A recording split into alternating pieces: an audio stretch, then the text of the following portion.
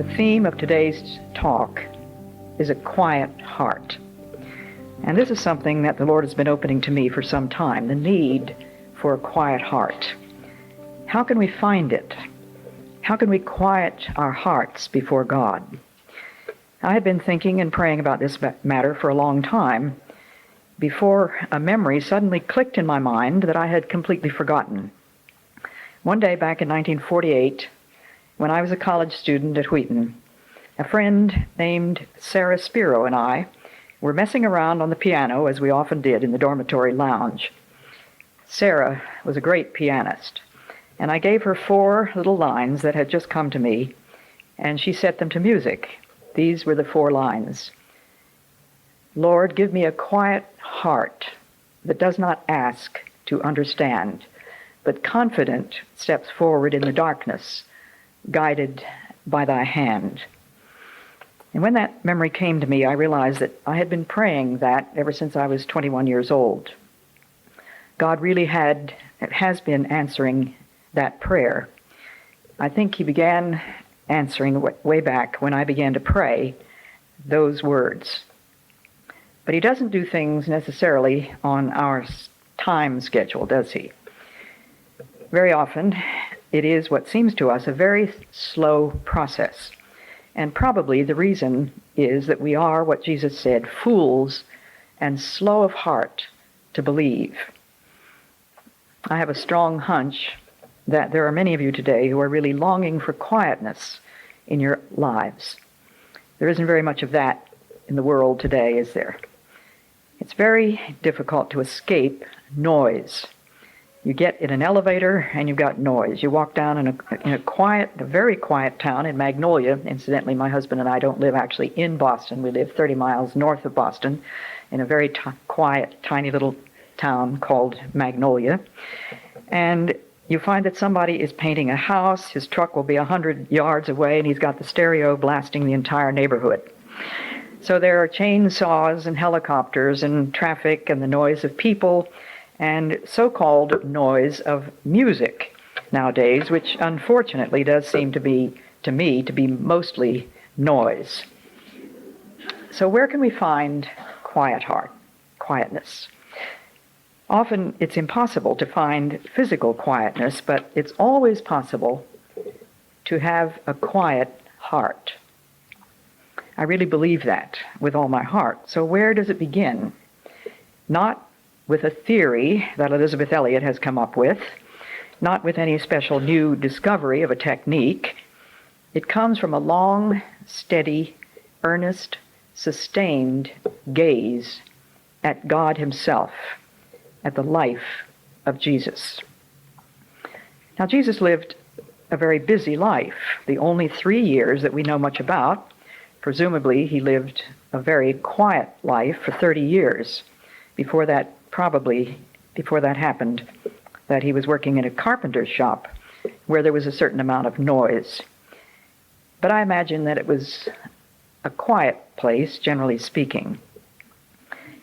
In that 3 years of people following him, people were plucking at his sleeves, constantly asking for things, arguing with him, believing him, following him, disbelieving him, interrupting his prayer times, chiding him for not being available when they wanted him.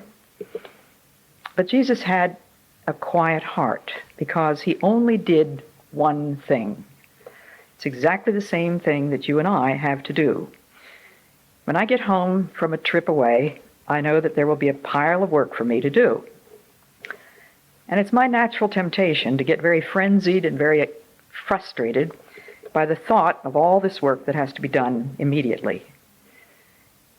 But I've begun to learn that I have only one thing to do: the will of my Father. That is what Jesus did. So when I keep that in mind, I find that it completely changes the look of things. It changes my life, it changes my heart, it changes my home, and it changes the way I do things.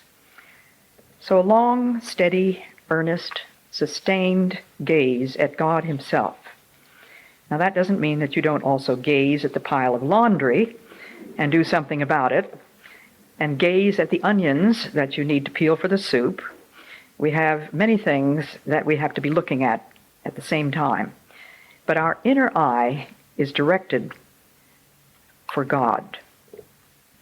Everything is an offering. We can be peeling the onion for God. My body to begin with, my life, my heart, my emotions, my time, my work, my possessions, my sufferings, my joys, my work of every sort is an offering to God, and it gives to me a quiet heart. Many years ago, I was in a car with my son-in-law and his 2-year-old Walter. And his father, Walt, decided that it was time to get the car washed.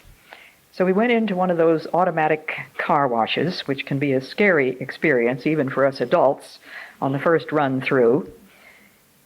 And Walt hadn't explained anything at all to his little 2-year-old boy, who was standing on the seat between us. These were in the days before seat belts were not required. And as the car was drawn into the dark tunnel, I looked at my little grandson's face, and I could see the fear in those big blue eyes. But his eyes went immediately to the face of his father. And then as the giant brushes began to close in, and there was the roar of the water, and the fear came back into his face, and he looked around at all 4 sides of the car to try to figure out what in the world was happening. Now, this little boy was too young, of course, to understand exactly what was happening. His father hadn't really explained much of anything to him, and he didn't have any way of knowing if he was ever going to get out of here. But as he looked at the giant brushes, turning his head from side to side, and the cascading water coming down over the 4 sides, his face went immediately to the face of his father.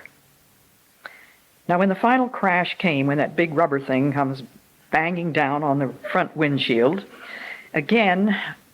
once again, his eyes darted to the face of his father. And then the car was drawn out into the sunshine, and the little boy's face just broke into a big smile. He had not understood what was happening,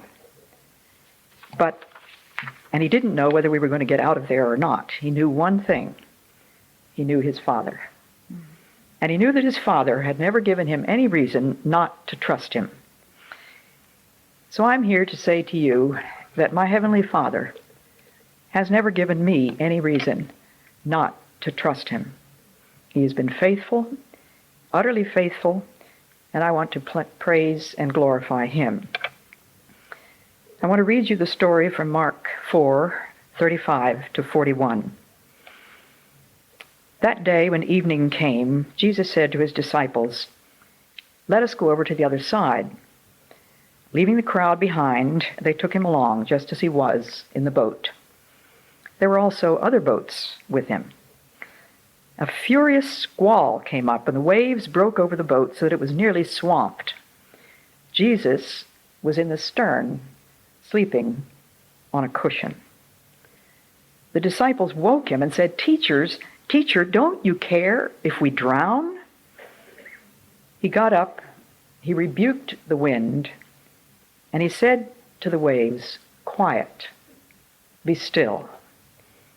And then the wind died down, and it was completely calm. He said to his disciples, "Why are you so afraid? Do you still have no faith?" And they were terrified, and they began to ask each other, "Who is this? Even the wind and the waves obey him."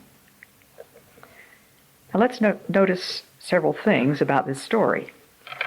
A quiet heart is obvious in Jesus, or he couldn't possibly have been sleeping. And don't you love that little touch that Jesus' head was resting on a pillow? That's in there, inspired by the Holy Spirit of God, preserved for you and me. God has such a tender heart. Jesus was a man. Jesus got tired. Jesus needed a few little comforts once in a while. And so he was asleep in the stern with his head on a pillow. But the disciples said, "Don't you care if we drown?" So he got up and rebuked the wind and said to the waves, "Be quiet," which indicates that he was the Lord of the universe.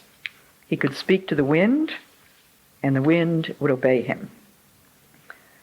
The wonderful thing about all of nature is that all of nature always obeys God. Lars and I live near the ocean, and the tide comes up at exactly the moment that it's supposed to come up every day. And it goes down exactly at the moment that it's supposed to go down every day. And I have a little card on my desk that tells me the exact moment when the tide will be the highest, always exactly according to that schedule. Now the schedule was God's, wasn't it? The wind does exactly what he says, and the waves do exactly what he says, and all of nature does exactly what he says. But he is also Lord of everything that happens to me. The Lord brought these words to mind when I learned that my husband, Jim Elliott, was missing in the jungle back in 1956. But God brought to my word, Isaiah 43, 1 and 2. "But now this is what the Lord says. He who created you, O Jacob, he who formed you, O Israel, fear not, for I have redeemed you. I have summoned you by name. You are mine. When you pass through the waters, I will be with you. And when you pass through the fire, you will not be burned. The flames will not set you ablaze. When you pass through the rivers, they will not sweep over you." He is the Lord of the universe. Now, I don't know what sudden violent dust of wind may have struck you recently. That's what a squall is, you know. A sudden violent gust of wind.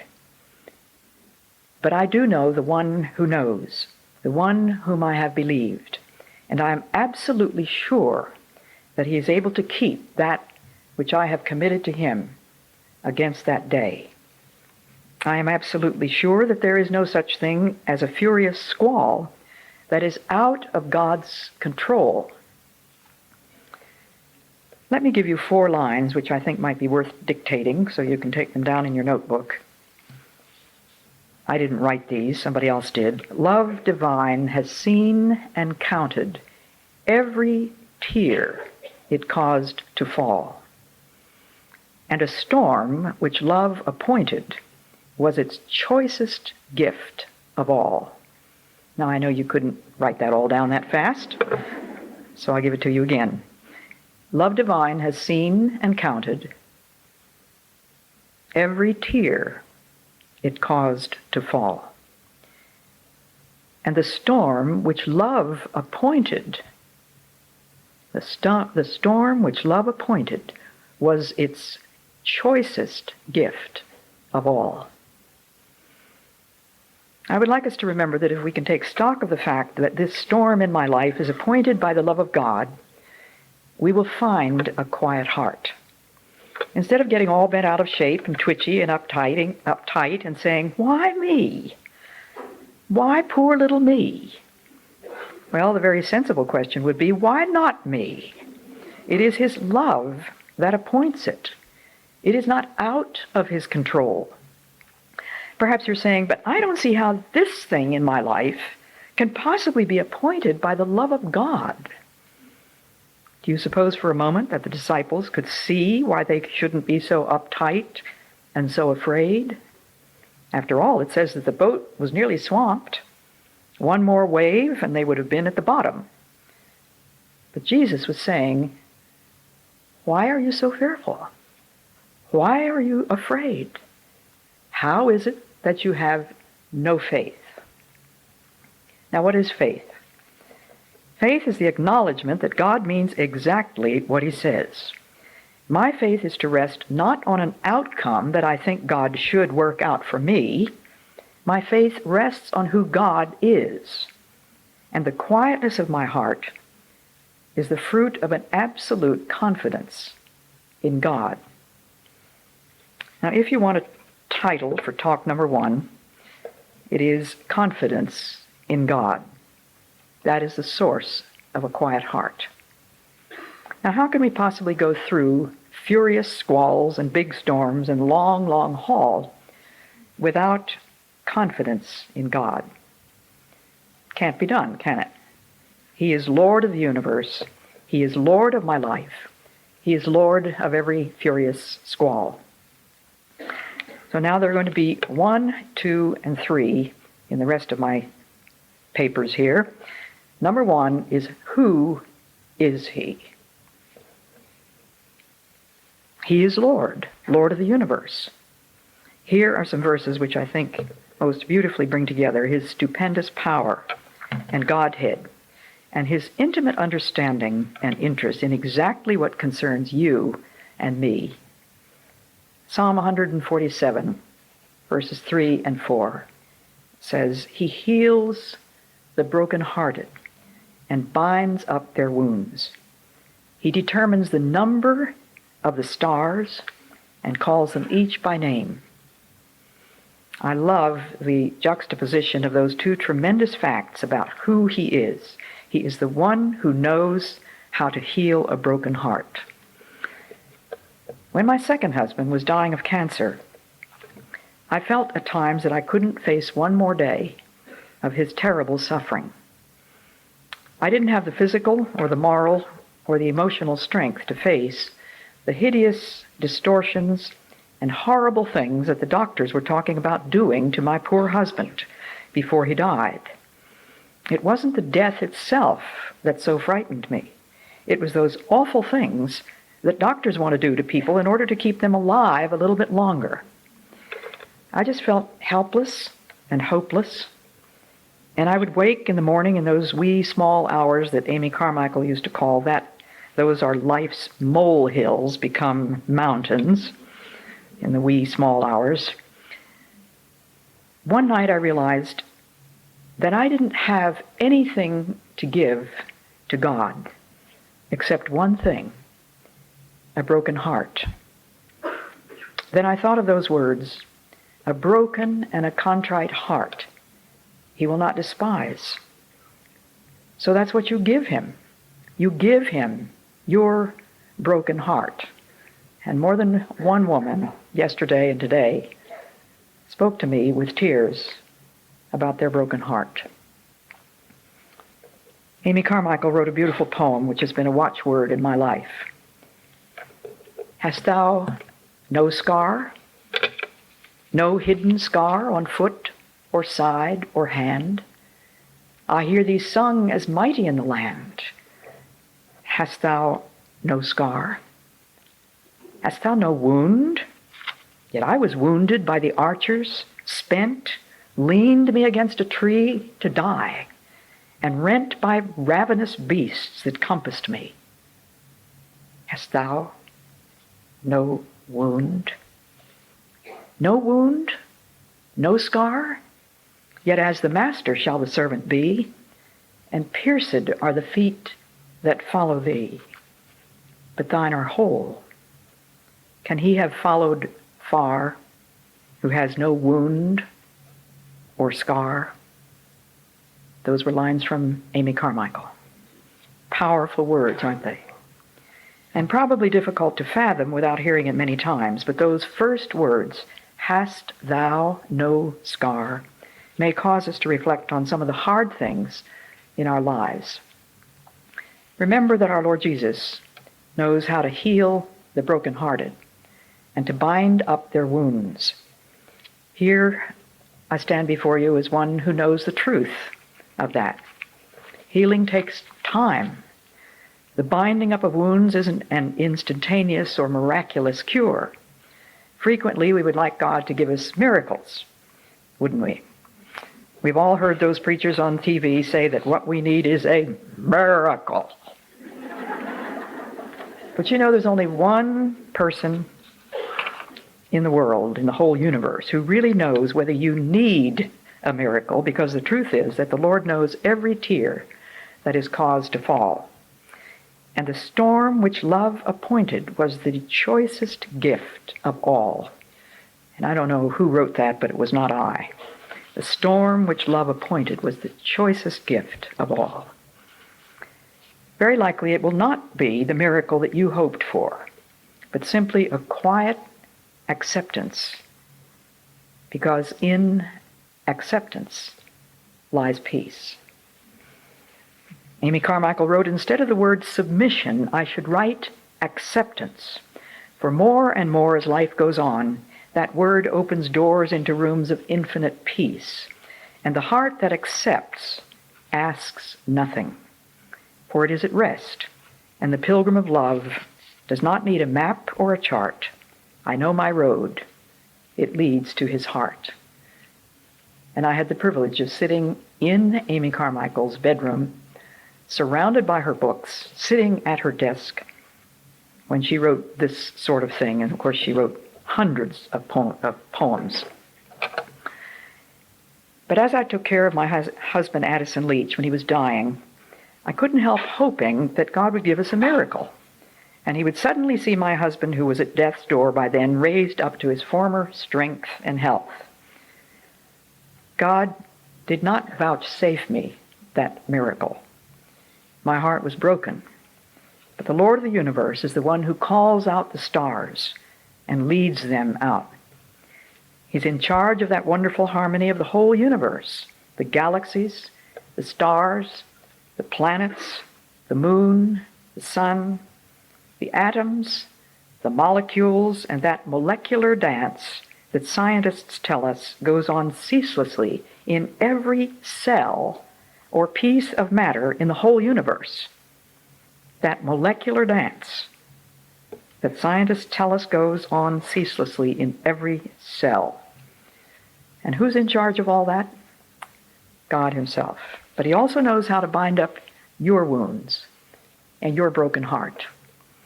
That is the who we are talking about. My confidence in God will give me a quiet heart. And now, number 2, what he is. What did he do when the disciples were at their wits' end? You've all heard this story 100 times. He calmed the waves and the wind. But have you thought about the fact that in verse 35 it says that he said to his disciples, let's go over to the other side. Now what does that have to do with anything? Why is that a great lesson for you and me today? What did he do? It was Jesus who led the disciples into that storm. It was his leading. So when you find yourself in a terrible mess or a furious squall and you're just about to be swamped, isn't it natural for us to think, oh, I must have made a terrible mistake. I shouldn't be here. I should never have married this man. I never loved him in the first place. I don't know how I got this job. I don't know where I'd ever get another one. I must not have been paying attention to God's leading. Well, now that might be true because sometimes we don't pay attention to God's leading and we suffer because of our disobedience and our utter ignoring of what he's trying to tell us. But then there are those times when we have agonized in prayer and said, Lord, I want to do your will. Please show me the way. When missionary pilot Nate Saint, who you saw in the video just a few minutes ago, flying his plane, when he was in Ecuador back in 1955, he discovered the whereabouts of the Auca Indians. He had been flying for years over their territory and had never seen a sign of them. But one day he came to our station, told Jim and me he had such a most ecstatic piece of news. He said, I have found the Aucas. I was flying over them and there they were. Well, I'll never forget his stunning announcement.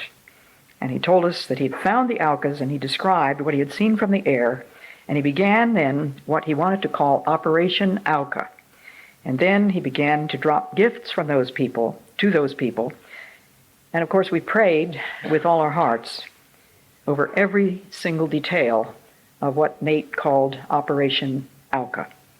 The weather, the flight, what gifts to drop to these people, all that was part of the planning and was prayed over and asked that God would guide.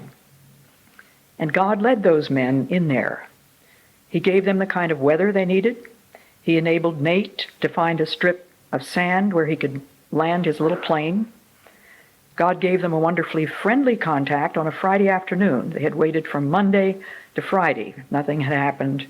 Suddenly on Friday afternoon, there was a friendly contact. Three Aucas showed up. One man, two women. Then on the following Sunday, all five of the men were speared to death. Did they make a mistake? Should they not have been there? Let me ask you this. What happens to your faith if your faith rests in the outcome? What happened to my faith when my husband was killed? What happened to my faith when my husband Addison died of cancer? After all the prayers, all the anointing, all the words of knowledge, people coming from all over the country to tell my husband that he was going to be healed, even Billy Graham came to our home to see him and prayed over him. My confidence is what God is. What God does very often is to lead us into a storm. Why? What did this experience mean for the disciples? They learned to know who Jesus was in a way that they hadn't known before, and that they had been walking with Jesus and listening to him talk and eating with him and living with him for I don't know how long exactly. But here they are at the end of this story saying, what is this? Even the wind and the waves obey him. A new revelation of who Jesus is was because of the furious squall. When God brought those words to my mind from Isaiah 43, when you pass through the waters, I will be with you. He wasn't saying, I'm going to give you a bridge over troubled waters. He said, when you walk through the water, I will be with you. And when you pass through the rivers, they will not sweep over you. That seems impossible. Sometimes it does, doesn't it? Any of you who are widows know what it's like when you face the death of your husband. You know that you can't possibly survive it. The waters are going to drown me, you say. When you walk through the fire, you will not be burned. The flames will not set you ablaze, for I am the Lord your God.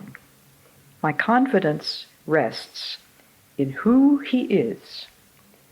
And I look at what he does, and it doesn't make any difference whether I understand it or not.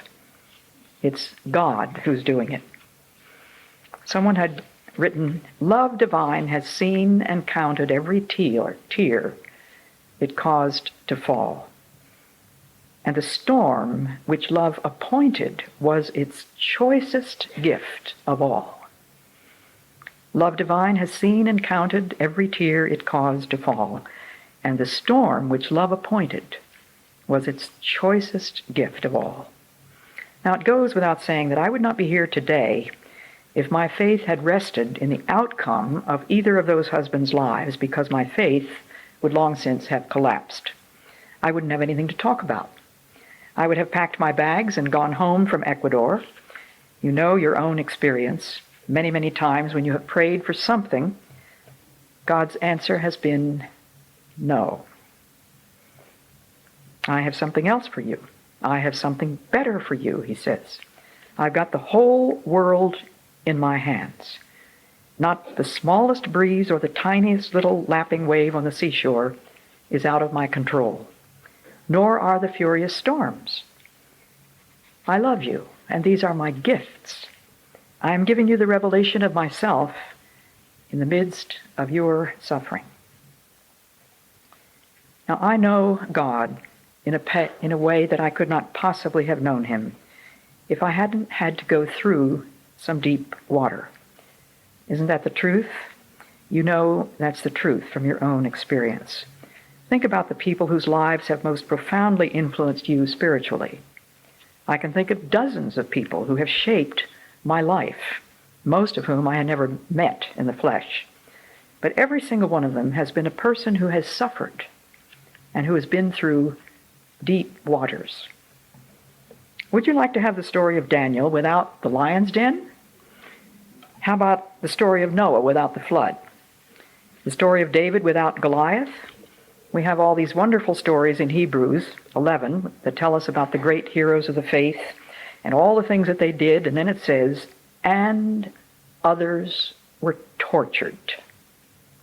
Right in there with the list of all the triumphs. And others were tortured and sawn in two. Think about that one. These all died in faith. They wouldn't have if their faith had rested in a particular answer to their prayers. Can you imagine being sawn in two? Think about that.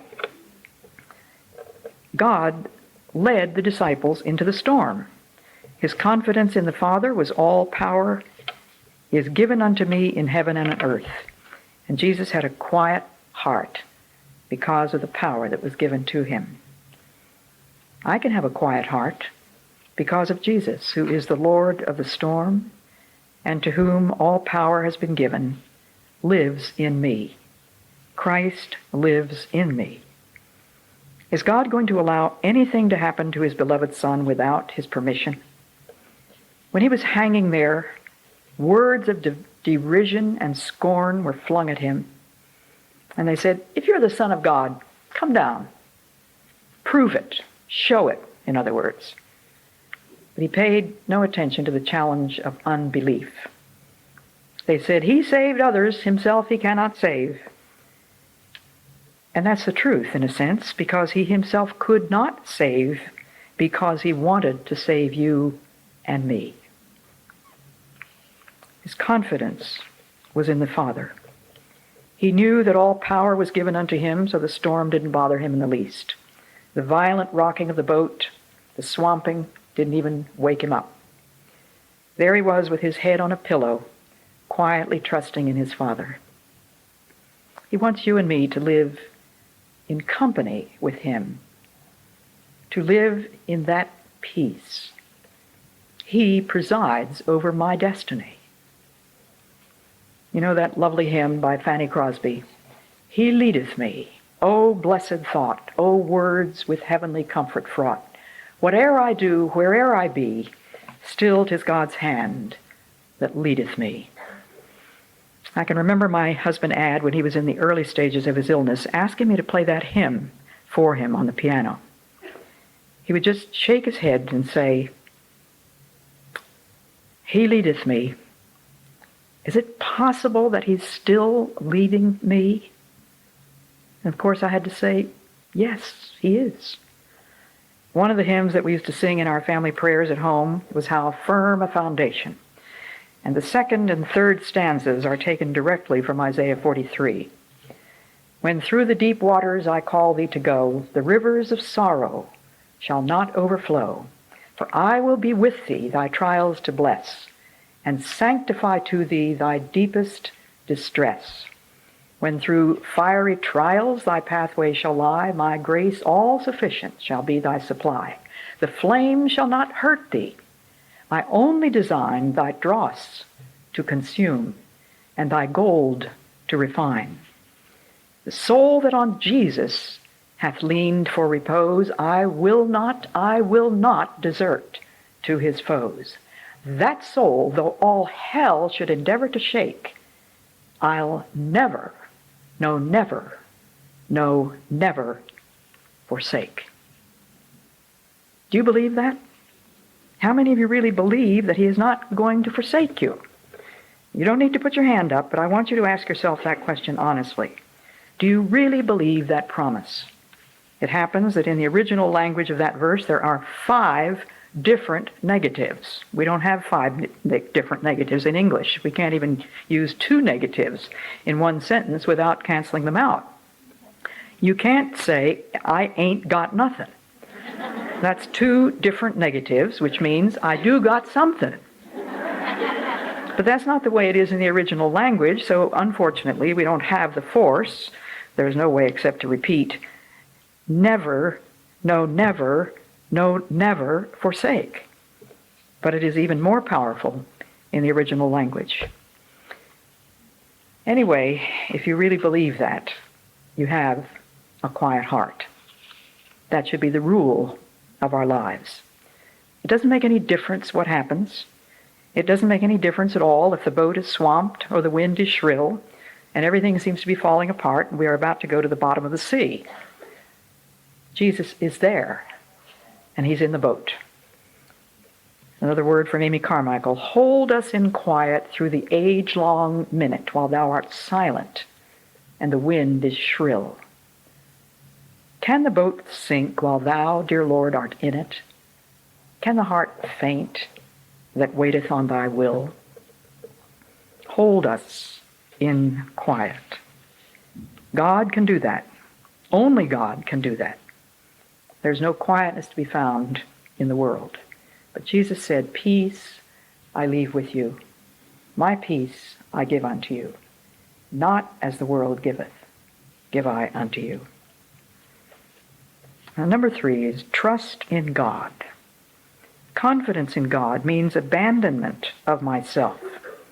Now, that's going to be very difficult in this day and age when we are told that we are supposed to be loving ourselves. Have you ever heard that nonsense? It's got to be one or the other. You can't have it both ways. So you can choose to love yourself, and that's going to be a full-time job for the rest of your life. You're not going to have much time to love anybody else. Or you can choose to abandon yourself to God and greatly increase your confidence thereby. Lord, I can't do a thing about this. The boat is sinking. We've done everything we can. You can imagine the poor disciples just frantically bailing to the point where it was futile to try to bail anymore. And the next wave was surely taking them to the bottom. And at that you abandon yourself to God and you say, Lord, I'm helpless. You're going to have to do it. And my confidence is that God does know how to do it. It means abandoning all my worries, all my schemes, all my suggestions to God. Now, you might do it this way or that way. And when you have run out of all the possibilities and you're in turmoil, you say to God, Lord, I really do believe you know what you're talking about. I do believe you've got the whole world in your hands, and I'm going to trust you. Again and again, we want to know exactly what is happening right now. You want to know the answer to any number of 100 questions. Now, I think back to when I was a college student saying, Lord, are you ever going to give me a husband? I was a senior, and I was in what we called senior panic in those days, and I was on a college campus, and I figured that if you don't find somebody to marry on a college campus, a Christian college campus, then I'm not going to find anybody anyplace. And what did God say when I said, Lord, are you going to give me a husband? He didn't say yes. He certainly never said, I am going to give you 3. That would have been the worst news I could have imagined. His answer was 2 words. You know what they are. I just told you. Trust me. And that's what he says to you and me. In order for me to trust him to the point of utter quietness, I have to surrender my worries, my anxieties, my plots, my schemes, my suggestions. And now, of course, it's reasonable and it's right and proper that we should pray for what we think is right to pray for. We are to make our requests known to God. All preoccupation with myself leads to turmoil, destroys a quiet mind. If I'm preoccupied with myself, working on my self-image, trying to fulfill myself, do you know what I'm asking for there? I'm asking for the kind of peace that the world can give. When I let go of myself and put myself totally at the disposal of God, he gives me his kind of peace, supernatural, that the world can never give. Sir Thomas Browne of the 17th century pondered Psalm 16:5. Lord, you have assigned me my portion and my cup, and have made my lot secure. He also said, when I survey the occurrences of my life and call into account the finger of God, I can perceive nothing but an abyss and mass of mercies, things which others termed crosses, afflictions, or misfortune, seem to me now the secret, hidden, disguised favors of God's love. Psalm 131, verses 1 and 2 says, "My heart is not proud, O Lord. My eyes are not haughty. I do not concern myself with great matters or things too wonderful for me, but I have stilled and quieted my soul like a weaned child with its mother.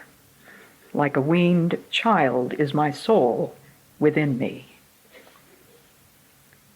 May we ask these questions of ourselves. Am I willing to understand? Am I willing to rearrange my life? Am I willing to be healed? Sometimes we just want to wallow, Am I willing to lose my life? I'll give you those again. Willing to understand? Willing to arrange your life? Willing to be healed? Willing to lose your life? Do I want solutions or do I want holiness? Do I want answers or do I want orders from the Lord himself? Do I want the light of Christ or of my own logic? Am I willing to become like a little child? May the Lord give us a quiet heart based on our confidence in him. God bless you.